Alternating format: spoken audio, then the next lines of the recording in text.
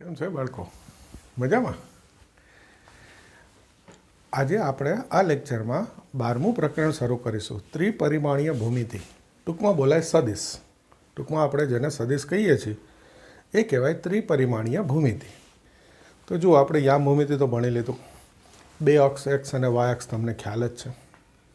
હવે ત્રિપરિમાણીય ભૂમિતિ તો એમાં ત્રીજો એક અક્ષ આવે, ઝેડ અક્ષ. બસ એટલું જ વધારેનું છે ખાલી. તો ત્યાંથી જોવાનું શરૂ કરીશું. જુઓ,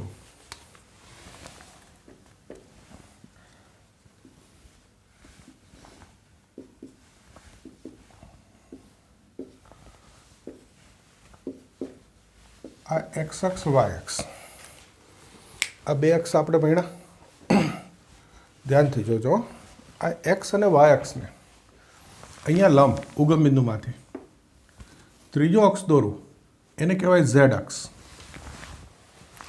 આ ત્રીજો ઝેડ અક્ષ દોરું એટલે થઈ જાય ત્રિપરિમાણીય ભૂમિતિ. હવે આ આકૃતિમાં કઈ રીતે બતાવો જુઓ જોઈએ.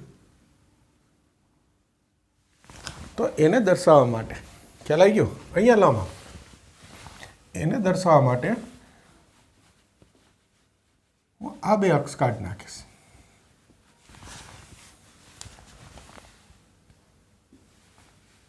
અને અહીંયા ત્રીજો ઝેડ અક્ષ બતાવી દઈશ. આ ઉગમ બિંદુ ઓ છે. થઈ ગયા ત્રણ અક્ષ.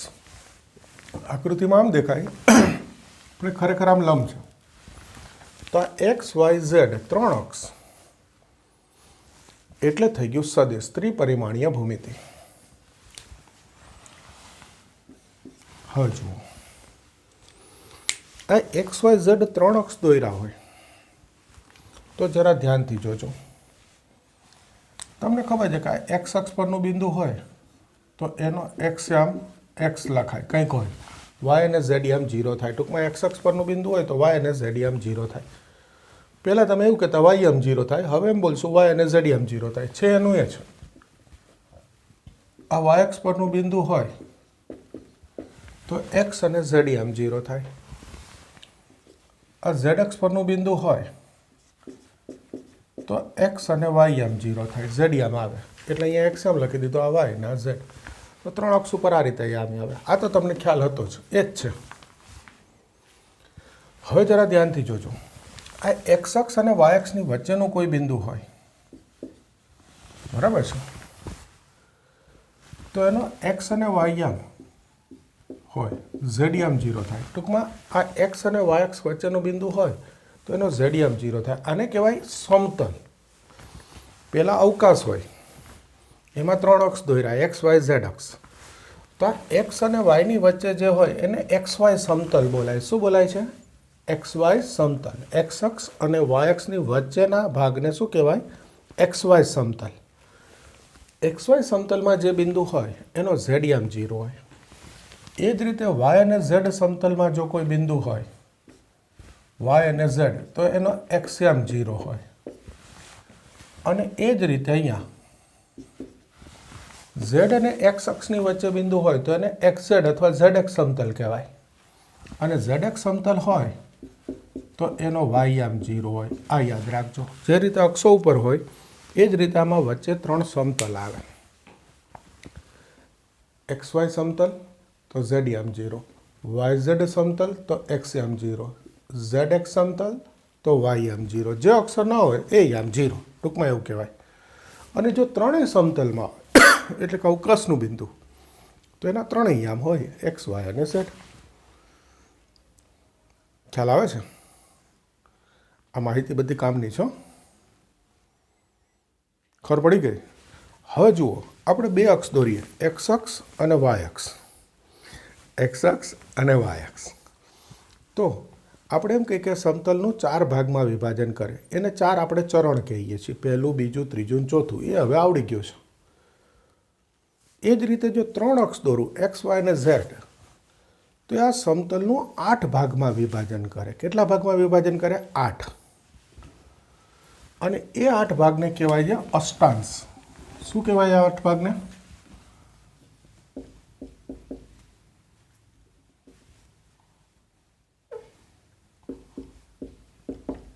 અષ્ટાંશ બોલાય. બરાબર છે?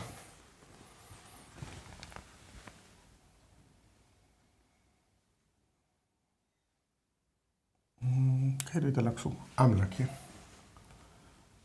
X Y Z.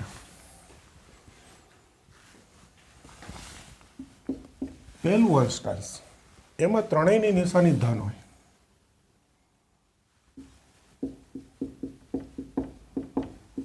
અષ્ટાંશ આ બાજુ છે અને આ અક્ષો છે. ત્રણેયની નિશાની પ્લસ હોય. હવે જોજો, પહેલામાં તો ત્રણેયની પ્લસ હોય. હવે સાંભળજો, બીજામાં એક્સ માઇનસ હોય. ત્રીજામાં એક્સ અને વાય માઇનસ હોય. ચોથામાં વાય માઇનસ હોય. પાંચમામાં ઝેડ માઇનસ હોય. છઠ્ઠામાં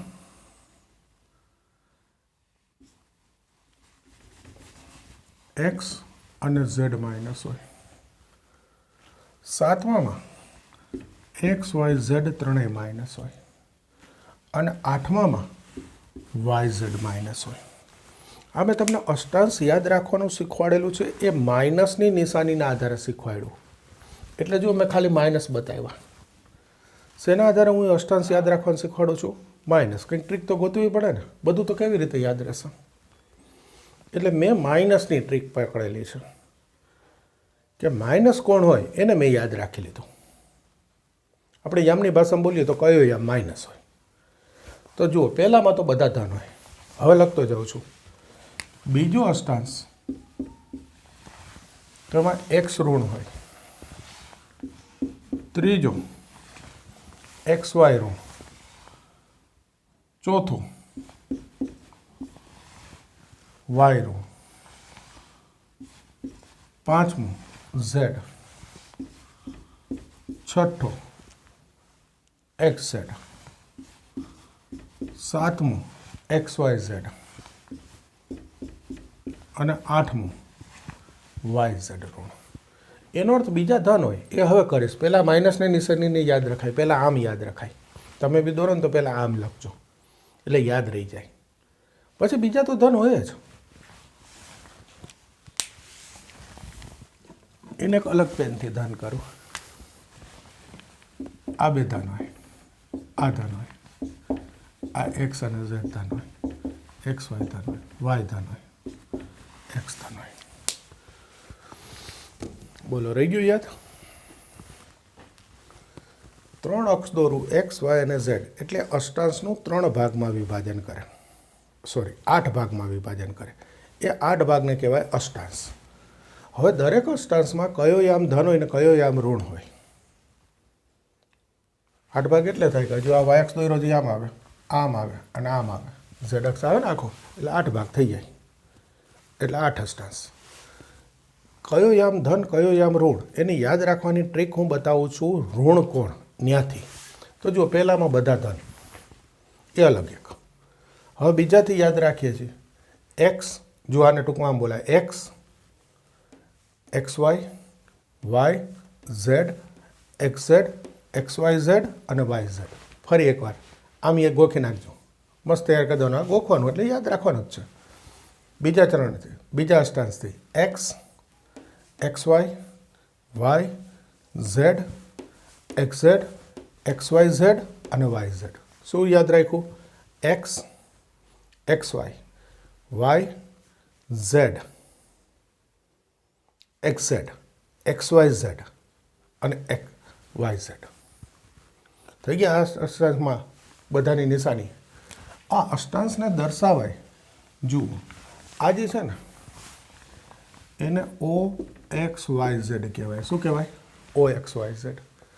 આને કહેવાય O X dash Y Z. જ્યાં ઋણ આવે ને ત્યાં એ અક્ષની ઉપર ડેશ કરવાનો. જુઓ, એક્સ ઋણ છે તો એક્સની ઉપર ડેશ કર્યો. O X dash Y dash Z. O X Y dash Z. O X Y Z dash. O X dash Y Z dash. O X dash Y dash Z dash. O X Y dash Z dash થઈ ગયા. તો આ અષ્ટાંશના નામ આમ લખાય. બોલો, ખ્યાલ આવી ગયો? ક્લિયર? એકદમ સહેલી માહિતી છે. આના ઉપરથી સ્વાધ્યાય 12.1 થશે. પછી સ્વાધ્યાય 12.2માં તો અંતરસૂત્ર છે. લખાઈ દો અંતરસૂત્ર. હવે અહીંયા લખી નાખું એટલે સીધું 2 સ્વાધ્યાય ગણાવી શકાય. આ એ છે એ x1 y1 z1, બી છે એ x2 y2 z2 હોય. તો એ બી અંડરરૂટ બધાને આવડે જ છે હો ભાઈ. x1 minus x2 square plus y1 minus y2 square plus z1 minus z2 square. જે રીતે x હોય હતું એ જ રીતે z બાદબાકીનો વર્ગ એટલું વધારાનું. તો ખાલી આટલી માહિતી આપું હું તમને એટલે હું 2 સ્વાધ્યાય ગણાવી શકીશ. એકદમ સહેલું પ્રકરણ છે. એકદમ ખ્યાલ આવી ગયો? આટલું તૈયાર કરો એટલે હવે દાખલા શરૂ કરીએ.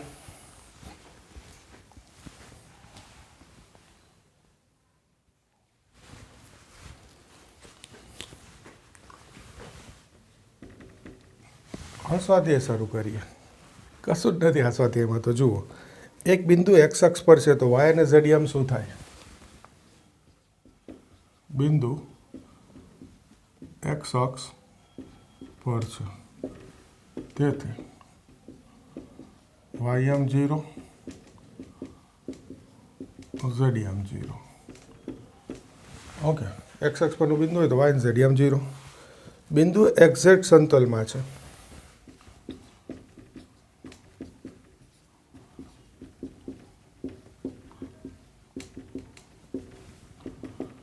વાય એમ શું થાય? 0. ત્રીજો, આ બિંદુઓ કયા અષ્ટાંશમાં છે તે જણાવો. જુઓ, 1 2 3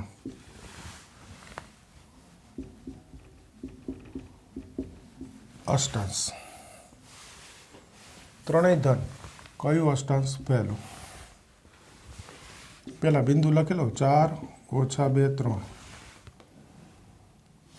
4 ઓછા 2 ઓછા 5.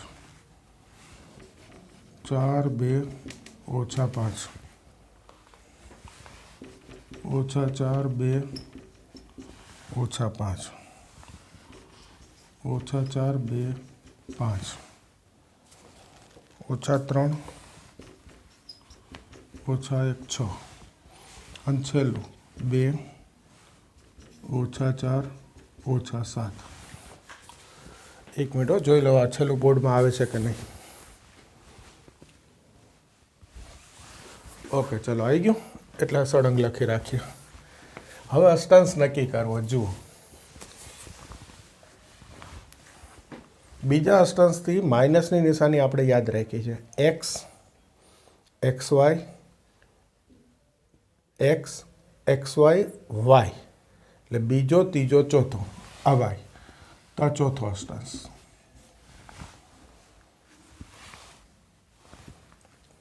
એક્સ એક્સ વાય વાય આ વાય ઝેડ તો છેલ્લું હતું આપણને યાદ હોય તો સીધું ડાયરેક્ટ 8મું.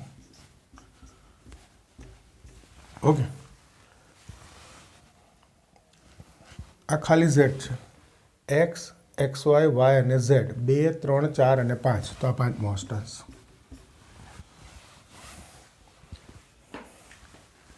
એક્સ વાય ઝેડ ત્રણેય ઋણ.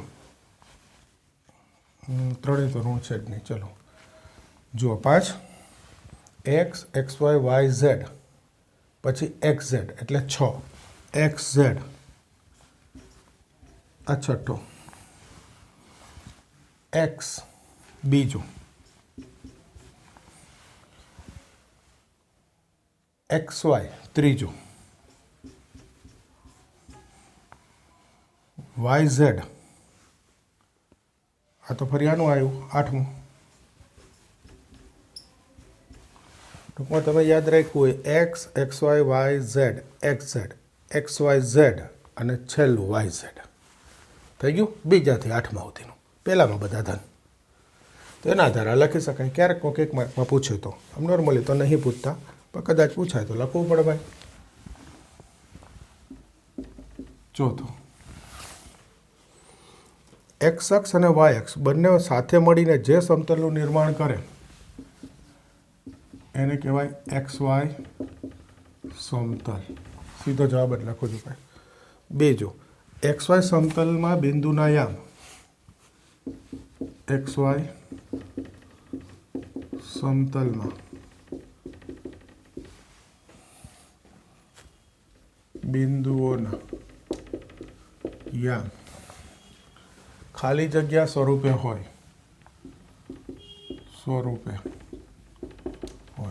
એક્સ વાય સમતલ છે તો એક્સ અને વાય યામ હોય ઝેડ યામ 0 ખાસ એ ઝેડ યામ 0 હોય યામ સમતલો અવકાશનું યામ સમતલો અવકાશનું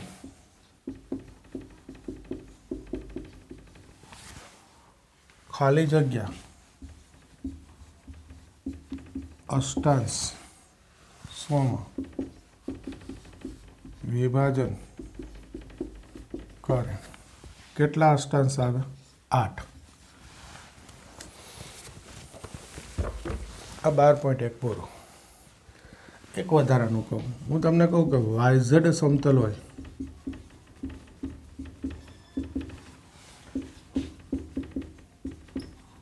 વાયઝેડ સમતલ હોય તો એક્સ એમ 0 અને ત્રીજું લખી દઉં એક્સઝેડ સમતલ હોય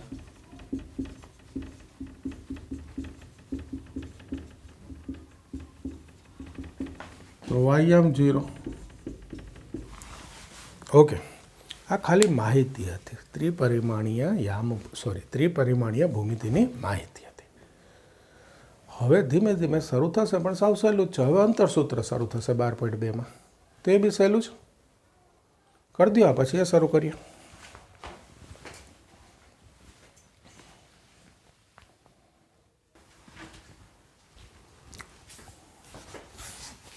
જુઓ હવે આપણે સ્વાધ્યાય 12.2 શરૂ કરીશું એમાં પહેલો દાખલો જે અંતર શોધો એવો થોડો ગણાવાય એટલે તમે ગણજો બીજા એવા જ છે પણ બીજાથી શરૂ કરું છું ગણાવવાનું જોજો દાખલા નંબર 2 3 બિંદુ આપ્યા છે હું એ બી સી નામ આપી દઉં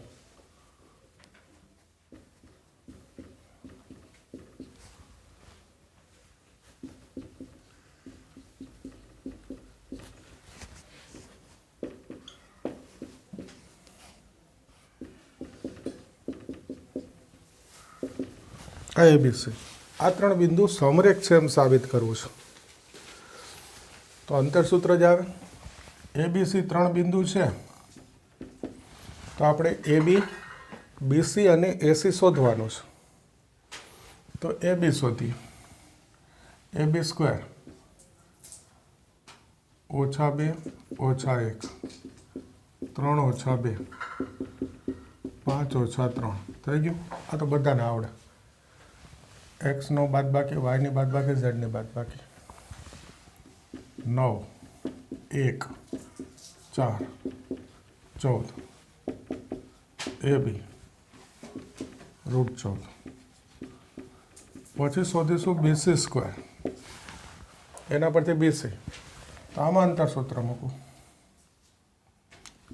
1 - 7 2 - 0 3 - - +1 6 નો વર્ગ 36 2 નો વર્ગ 4 4 નો વર્ગ 16 56 એટલે 14 × 4 તો 4 નું 2 અને આ 14 વર્ગમૂળમાં અને ત્રીજું શોધીશું એસી સ્ક્વેર એમાં અંતરસૂત્ર મૂકીએ -2 - 7 3 - 0 5 - - +1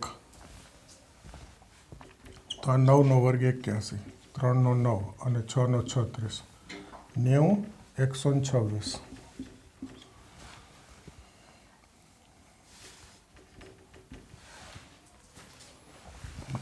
હજુ જ એનું વર્ગમૂળ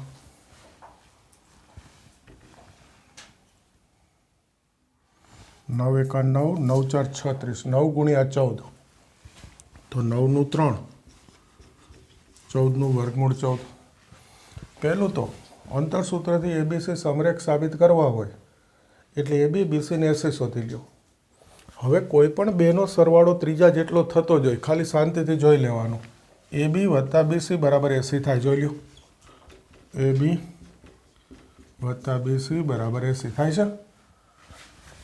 એબી વત્તા બીસી એટલે 1 વત્તા 2 તો 3√14 80. અને તેથી ડેશ નહીં કરતા, એબીસી સમરેખ છે. થઈ ગયું. આમ તો આવડતું હતું તમને. હવે ત્રીજો દાખલો જુઓ. એમાં પહેલો વિધાન સાચું છે કે ખોટું નક્કી કરવું છે. તો 3 બિંદુ છે, સમદ્વિભુજ ત્રિકોણના શિરોબિંદુ છે એમ બતાવવું છે. તો આ તો તમે કરી દેશો ને ભાઈ. ફરી એબી બીસીને એસી શોધી લેવાનું. કોઈ બે સરખા આવે તો સમદ્વિભુજ ત્રિકોણ છે, અને જો બે સરખા ના આવે, બધા 3 જુદા જુદા આવે તો સમદ્વિભુજ ત્રિકોણ નથી. તો આ તમે કરી દેજો. હું બીજો દાખલો કરાવું. 3 બિંદુ છે, કાટકોણ ત્રિકોણના શિરોબિંદુ છે. એ 0, 7, 10, બી -1, 6, 6, સી -4, 9, 6. નામ મેં આપ્યા એબીસી. રકમ છે એ કાટકોણ ત્રિકોણના શિરોબિંદુઓ છે. વિધાન સાચું કે ખોટું નક્કી કરવું છે. તો ફરી એ જ કાટકોણ ત્રિકોણ કીધું એટલે આ વખતે એબી વર્ગ, બીસી વર્ગ ને એસી વર્ગ શોધીશું. વર્ગમૂળ લેવાની જરૂર નહીં પડે કાટકોણ ત્રિકોણ કીધો એટલે. તો જુઓ જો એબી વર્ગ અંતરસૂત્ર મૂકો. 0 ઓછા ઓછા વત્તા 1, 7 ઓછા 6, 10 ઓછા 6, 1 આ 1 અને 4નો વર્ગ 16 તો 18. બીસી વર્ગ મૂકો અંતરસૂત્ર. ઓછા 1 ઓછા ઓછા વત્તા 4, 6 ઓછા 9 અને 6 ઓછા 6 0. તો આ 3નો વર્ગ 9, 3નો વર્ગ 9, 18 છે. ત્રીજું એસી સ્ક્વેર. 0 ઓછા ઓછા વત્તા 4નો વર્ગ, 7 ઓછા 9 અને છેલ્લું 10 ઓછા 6. તો આ 4નો વર્ગ 16. આ 2 થશે વર્ગ 4, 16, 32 ને 4 36. તો અહીંયા જુઓ એબી વર્ગ વત્તા બીસી વર્ગ બરાબર એસી વર્ગ. કાટકોણ ત્રિકોણ એટલે પાયથાગોરસ બધાને ખબર છે. કોઈ બે બાજુના માપના વર્ગોનો સરવાળો ત્રીજી બાજુના માપના વર્ગ જેટલો થાય તો એ કાટકોણ ત્રિકોણ છે, ને જો આવું ના થાય તો કાટકોણ ત્રિકોણ નથી. તેથી અત્યારે આ છે.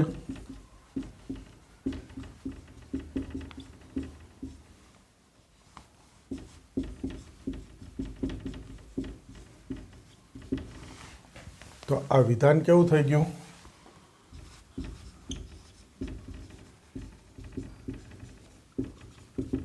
સત્ય છે. હવે આ દાખલામાં એક વધારાની વસ્તુ કહી દઉં, સાંભળજો. તમે જુઓ છો કે એબી વર્ગ બરાબર બીસી વર્ગ થાય છે, તો અહીંયા બાજુમાં વધારાનું લખી શકાય અને એબી વર્ગ બીસી વર્ગ. એબી બરાબર બીસી થાય. એક બાજુ આ લખાય ને એક બાજુ આ લખાય. તો આનો અર્થ બે બાજુ સરખી છે ને કાટકોણ ત્રિકોણ છે, તો આન્સર લખાય સમદ્વિભુજ કાટકોણ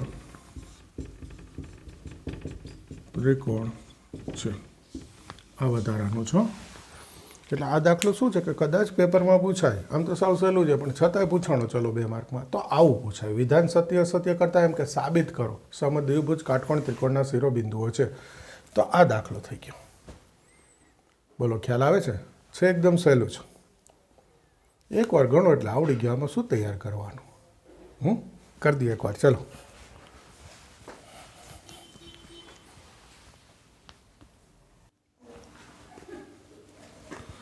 હવે જોજો આગળ. દાખલા નંબર 3 એનો ત્રીજો. 4 બિંદુ આપ્યા, સમાંતર બાજુ ચતુષ્કોણના શિરોબિંદુઓ છે. હું નામ આપી દઉં. A -1 2 1, B 1 -2 5, C 4 -7 8 અને D 2 -3 4. રકમ છે સમાંતર બાજુ ચતુષ્કોણના શિરોબિંદુ છે. વિધાન સાચું કે ખોટું નક્કી કરવું છે. હવે આ બી પેપરમાં પૂછાય તો સમાંતર બાજુ ચતુષ્કોણના શિરોબિંદુ છે કે નહીં, અથવા હોય તો સાબિત કરો. પહેલાં જોઈએ શું થાય. તો ખાસ આ પહેલું તો સમાંતર બાજુ ચતુષ્કોણનું ભૂમિતિ યાદ કરો. જો પહેલો નિયમ સમાંતર બાજુ ચતુષ્કોણનો કે સામસાની બાજુ સમાંતર અને એકરૂપ હોય. આપણે અહીંયા એ કામમાં જ લેવાનો છે કે જો સમાંતર બાજુ ચતુષ્કોણ હોય તો એની સામસાની બાજુ જે છે એ એકરૂપ હોય. બરાબર છે? એટલે આ ABCD છે તો 4 બાજુના માપ શોધી લઈશ. જો સામસાની બાજુ એકરૂપ આવશે તો સમાંતર બાજુ છે, એકરૂપ ના આવે તો સમાંતર બાજુ નથી. હવે જોડે બીજા નિયમે 1 2 કહી દઉં સમાંતર બાજુ ચતુષ્કોણના.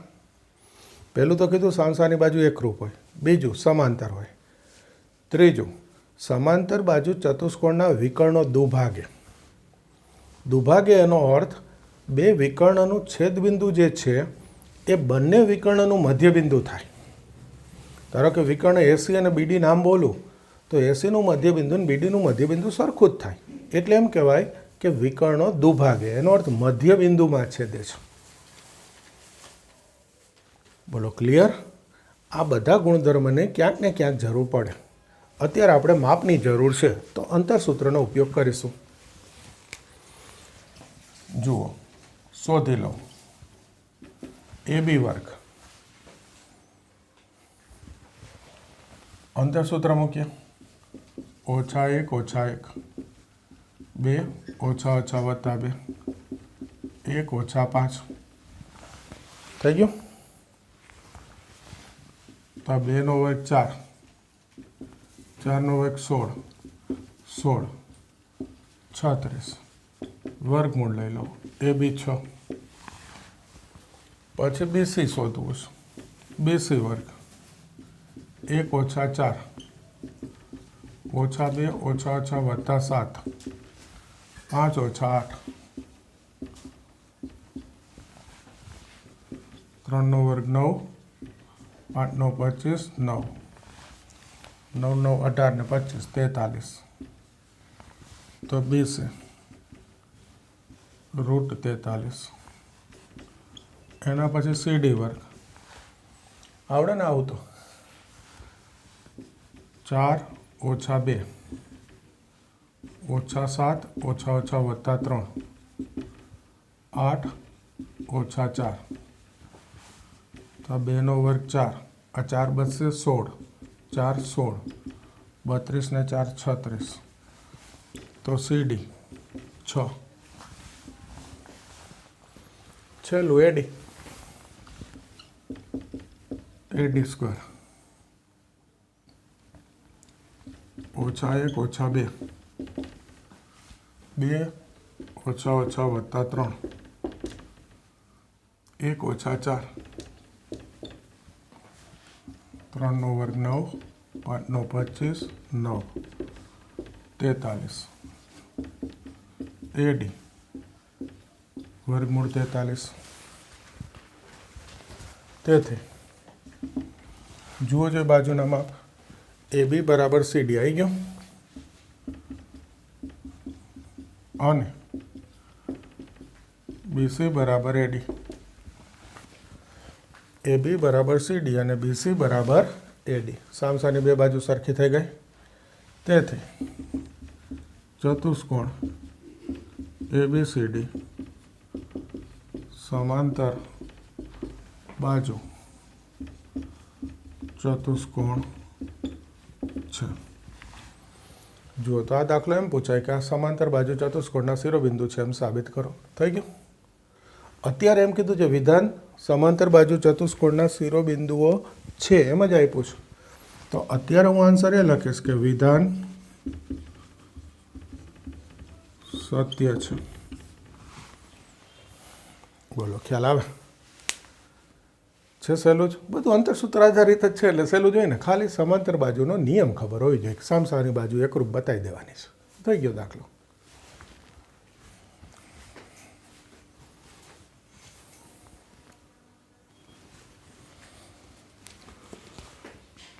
હવે જુઓ ચોથો દાખલો। બે બિંદુઓથી રકમ સમાન અંતરે આવેલા બિંદુઓના ગણનું સમીકરણ મેળવવું છે। तो આપણે ધાર લઈએ। ધારો કે પી એક્સ વાય ઝેડ એ આ રકમમાં આપ્યું છે 1 2 3 અને બી 3 2 ઓછા 1 થી સમાન અંતરે આવેલું आधार लीधु कि पी है ए ने बी थी समान अंतरे आवेलू है। बिंदुगण तो आपने खबर है, जे बिंदुनो बिंदुगण शोधो एना याम अत्यार सुधी एक्स वाय कहता था। त्रिपरिमाणीय भूमिति है तो एक्स वाय जेड धार लेशुं। हवे रकमे शुं कीधुं कि आ पी नु ए अने बी थी अंतर समान है। तो पी ए बराबर पी बी, तो पछी पी ए स्क्वेर बराबर पी बी स्क्वेर। अंतर सूत्र मूके सादुरूप आपी दो। एक्स ओछा 1 वाय ओछा 2 जेड ओछा 3 नो वर्ग सामे पी बी स्क्वेर एक्स ओछा 3 वाय ओछा 2 जेड ओछा ओछा वत्ता 1 नो वर्ग पी बी स्क्वेर। तो जो वाय ओछा 2 नो स्क्वेर तो सीधું જ ઉડાડી દઉં સરખું છે। તો બાકીનું વિસ્તરણ કરું एक्स स्क्वेर ओछा 2 एक्स 1 आनु जेड स्क्वेर 3 दू 6 जेड 3 नो वर्ग 9 सामे एक्स वर्ग 3 दू 6 एक्स 9 जेड वर्ग 2 जेड 1। तो जो आ एक्स वर्ग जेड वर्ग गया आ 9 9 1 1 खाली आ एक्स और जेड बचे। आ बे बचा ओछा 2 एक्स ओछा 6 जेड ओछा 6 एक्स वत्ता 2 जेड। आ बेटा भी बाजू ले लो तो 6 ओछा 2 ओछा 6 ओछा 2 4 थी भागी दो। जे पी ना